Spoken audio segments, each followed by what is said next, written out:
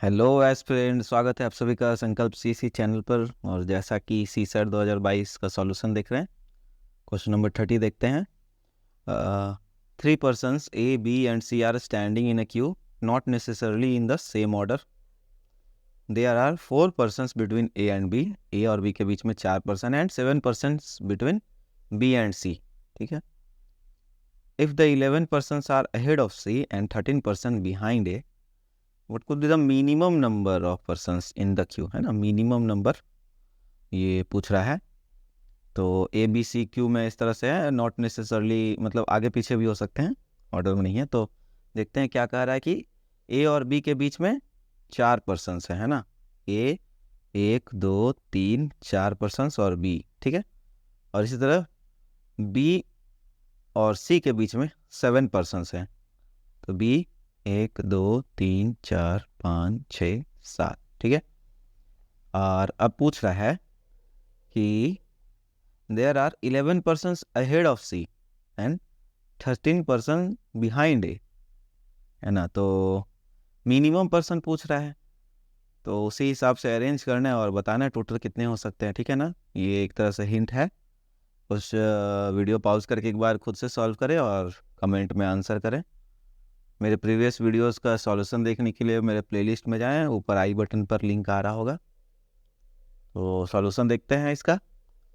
Minimum person पूछ रहा है, तो हम लोग ऐसा करते हैं ना, ए को इसी के बीच में कर देते हैं, तब मिनिमम आ जाएगा, है ना। 1 2 3 और 4, है ना। तो यहाँ पे ए अगर सेट कर देते हैं तो ए और बी के बीच में 4 पर्सन्स और बी और सी के बीच में 7 पर्सन्स हो गए, ठीक है।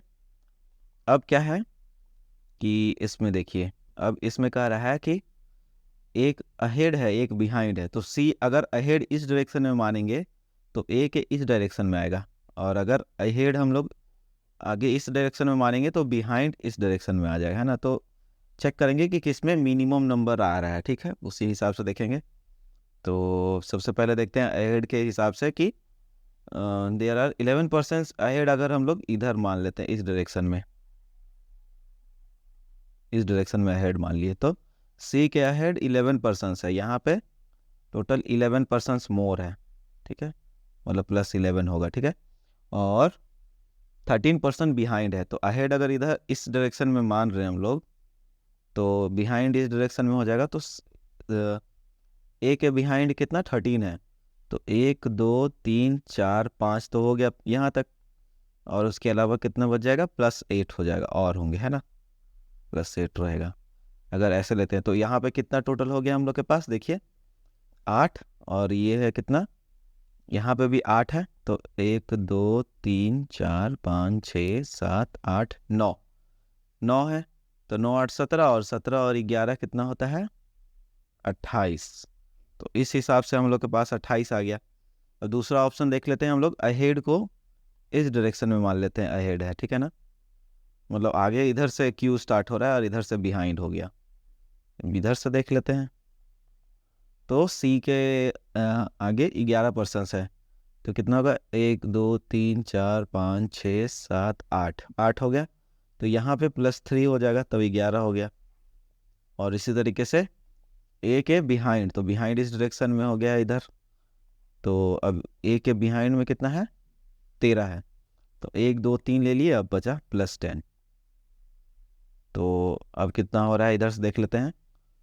तो ये कितना है, 10, और यहाँ पे 9 19, और 3 22।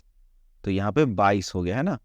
10 इधर से आगे पहले चला गया, और जो 19 है, तो 19 हो गया कि यहाँ पे 9 पर्सेंट है ना, जो गिने थे हम लोग, 1 2 3 4 5 6 7 8 9, ठीक है।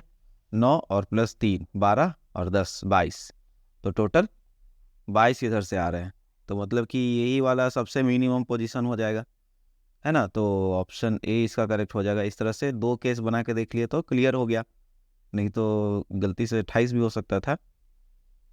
तो क्लियर है, इसी हिसाब से देखना है। अगर सबसे कम देख लेना है केस, इसी हिसाब से सॉल्व करना है। तो वीडियो अच्छा लगे तो कृपया लाइक और सब्सक्राइब करें और अपने दोस्तों में भी ज़रूर शेयर करें।